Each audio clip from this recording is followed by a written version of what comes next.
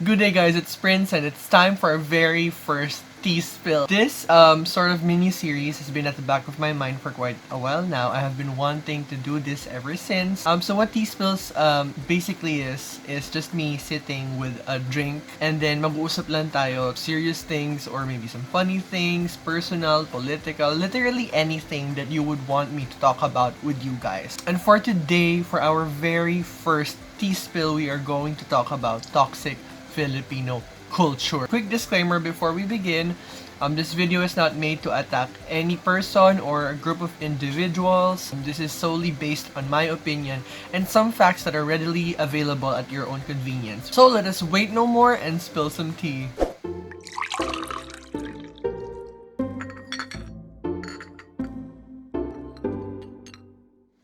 So for today, the drink we're having is, ironically enough, not tea. It's gay water, aka iced coffee. Today, I am having my favorite drink and probably the only coffee that I get, which is white mocha. Anyway, guys, so we'll start this spill with a bang. Our first topic would be Filipino thoughts on politics. Now, FY, before I say anything else, I do not support any political movement or political group whatsoever. Hindi po ako DDS, lalo na di ako dilawan, okay? Dilaw lang ho yung kwarto ko kasi yun yung favorite kong color, but I do not support any political group whatsoever. I am for the people of the Philippines, okay? So before anything else, if you want to see more of this, don't forget to click subscribe and visit me on my socials right up there. Also, bear with me guys because whenever I look at this side, it means that I'm reading my outline. Now, the politics in the Philippines is very messy. But the problem here and the toxic thing about our thoughts on politics is not exactly which side we're on, but our behavior towards it. So ano ba ibig sabihin ko nun? What is toxic with our behavior towards politics? It's specifically when we say or when we talk or when we post about politics and we're not educated enough. Alam mo yun, yung dadakal ng dada online and you don't even know what's happening. You get me? Isa sa mga mainit na topic natin sa politics is the Philippine criminal justice system. Now, if you ask me, is it flawed?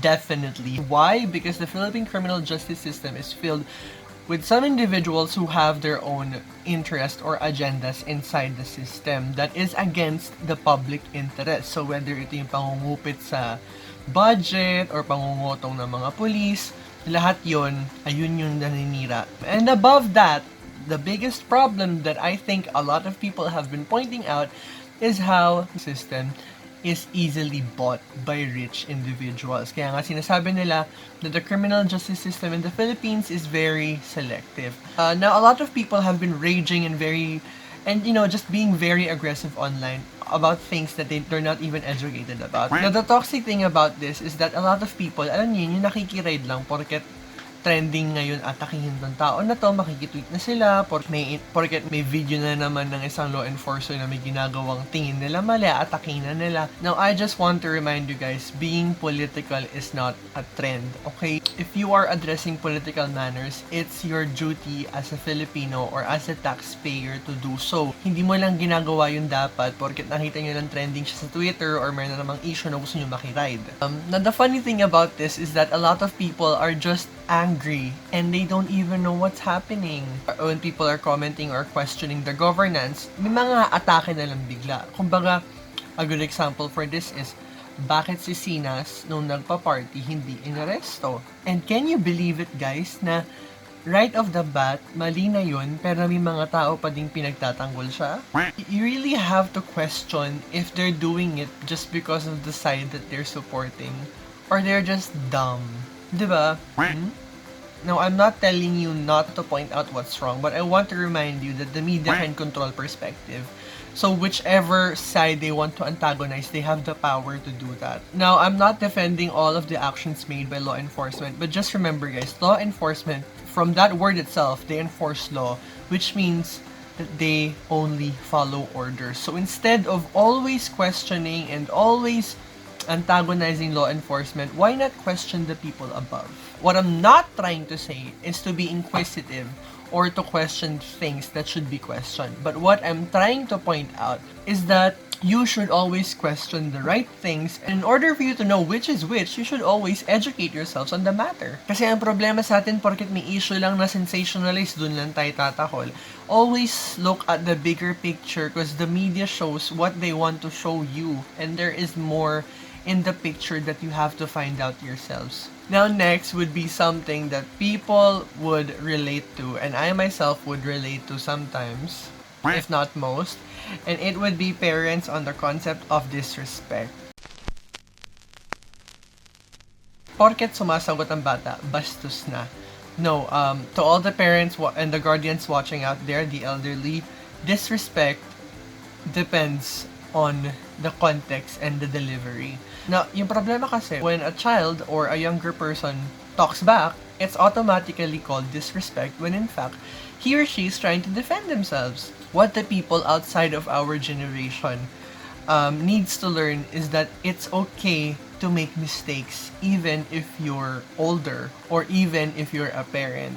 Now, hindi porket napatunayan kang mali, binabastos ka na. That's not what the children are trying to do. Problem here, guys, is that kids are not given the time or the opportunity to explain themselves. Ano ba mangyayari pag tanda ng bata? So as early as now, let your children learn how to reason out and to explain, because kung ngayon pa lang, nag-explain pa lang sila at binabara nyo sila at sinasabihan silang bastos, what else in the future? How would they be able to fend from themselves pag nakakita sila ng mali or pag sinisisi sila na hindi nila kasalanan? Learning how to reason out or to explain yourselves is very important, guys. Raise better intellectuals who know how to communicate and not better liars. And don't be offended when a child explains. It only means na talagang hindi nila ginawa at gusto nilang mag-explain. It's the wrong thing about discipline in the Philippines is that people believe that when you're younger, you tend to make more mistakes, and when you're older, you're made to point out all of them. No, we need to communicate and help out each other.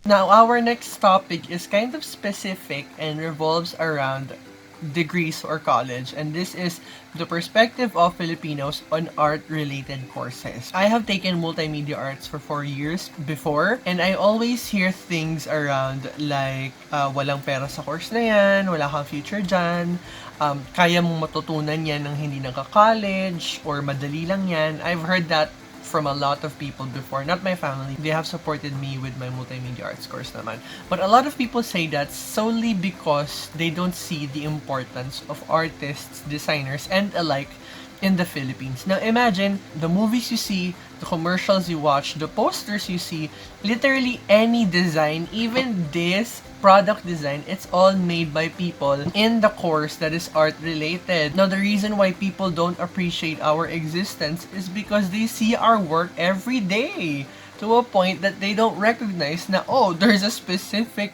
profession who does that. Yung nakikita nyong billboard, yung nakikita nyong road signs, yung nakikita nyong pindutan ng elevator, may mga taong nagde-design nun. Now, what Filipinos need to understand is that there is more to life than just other courses, than being a doctor, lawyer, an engineer, or an architect. Marami pang choices out there, and the reason why we don't see them is because we really underestimate them. And believe it or not, guys, ang daming nagsasabi na walang pera sa art-related courses when in fact they make more money now than other professions. So imagine that, guys. Design and art is something that you can't take away from any industry. Kaya kailangan natin sila. Okay? Now, our next topic would be enforcing religion. This is mostly focused on the elderly or the more traditional people that are enforcing religion to younger people and disregarding their personal beliefs and practices. We're not living in the dark ages now.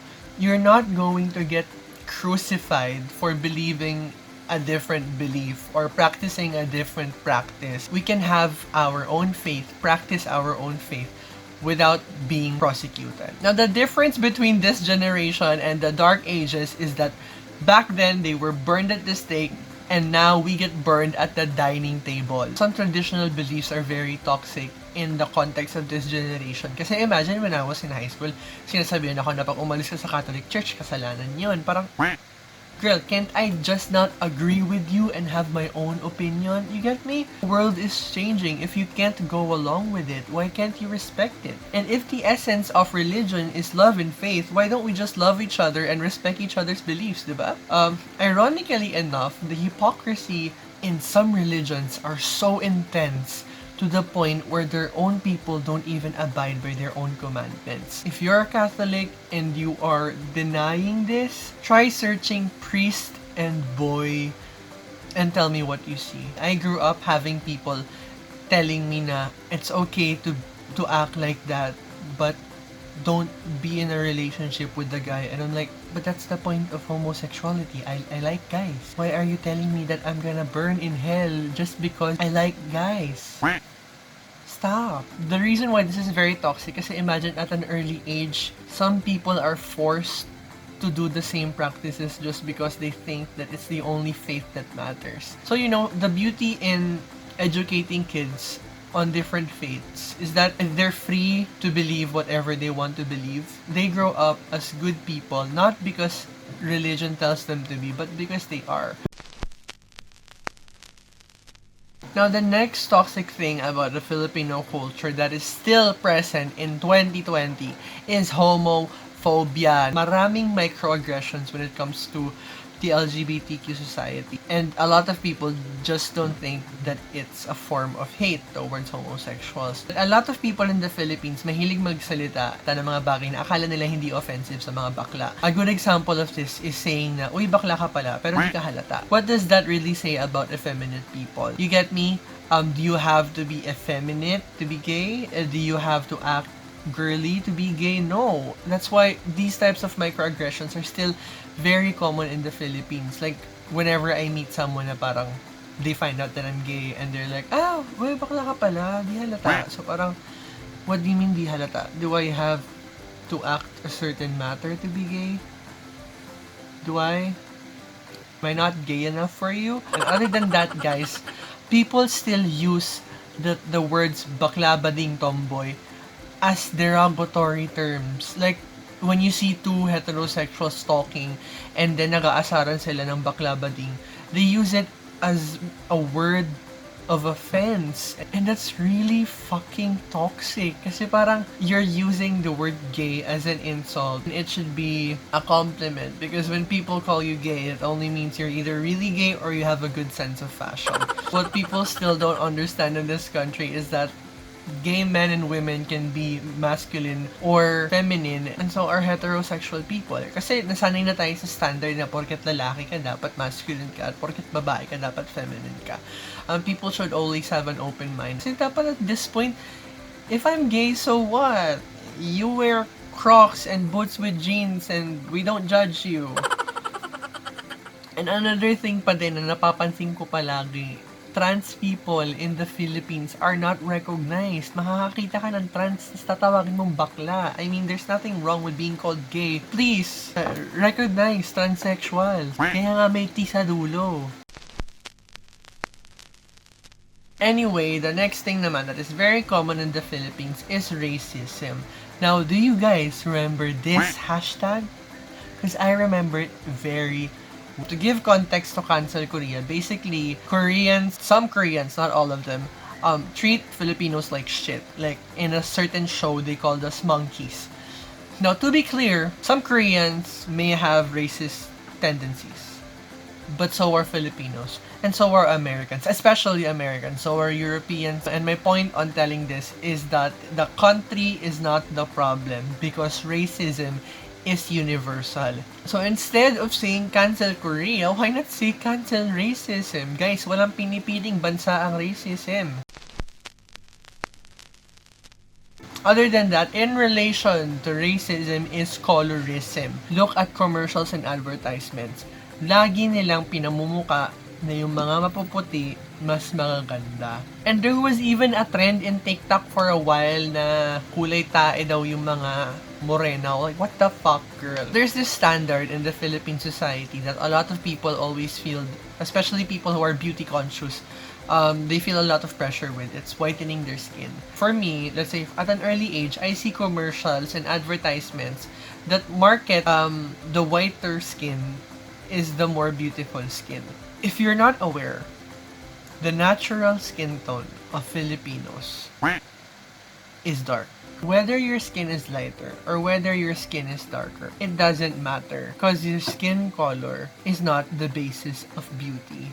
At yung mga nakakainis pa, when you watch comedy movies by famous comedians that I'm not going to mention, there are a lot of times where they joke about skin color. Now, I forgot her name, but I'll display her picture here. This actress has been seen in plenty of Filipino comedy movies. And yung laging pinapansin sa kanya is yung skin color niya. Yun yung ginagamit na basis of jokes na I remember this one movie. Yan sinabi sa kanya na we give glutathione to people like you. And until now, people are still doing that. Now, there is nothing wrong with wanting to get your skin to whiten or to lighten because that's almost the same degree as getting a tan. That's not having a whiter skin is not the point here. Puta! Please don't mind the prayer in the background. That's just the central sound system of the barangay with our nightly prayer. But as you know from the past topic, I don't really abide by the Catholic customs. There is really nothing wrong with wanting to whiten your skin or lighten your skin. Like I said, it's the same degree as getting a tan. But the problem here about the media and the mentality of people here is when you want to whiten your skin because you think that it's more beautiful, or others think that you should lighten or whiten your skin to make you look beautiful. Honestly, guys, when people joke about your skin tone, or when people talk about your skin tone, or even question kung nagsasabon ka dahil madilim yung balat mo, cut them off. They're part of the problem of the toxicity of colorism in the country. And that is all for today. And if you want more tea spills, go ahead and comment down below and tell me what should be the next tea spill we should talk about. So comment lang kayo guys kung ano yung gusto nyo next na pag-usapan ko on the next tea spill. I'll be reading the comments. And if you like this video, don't forget to leave a thumbs up. And if you're not subscribed, subscribe na. Bilis. Charot. So that is all. I hope you guys enjoyed. Of course, never forget guys, always hydrate and sanitize. Bye guys!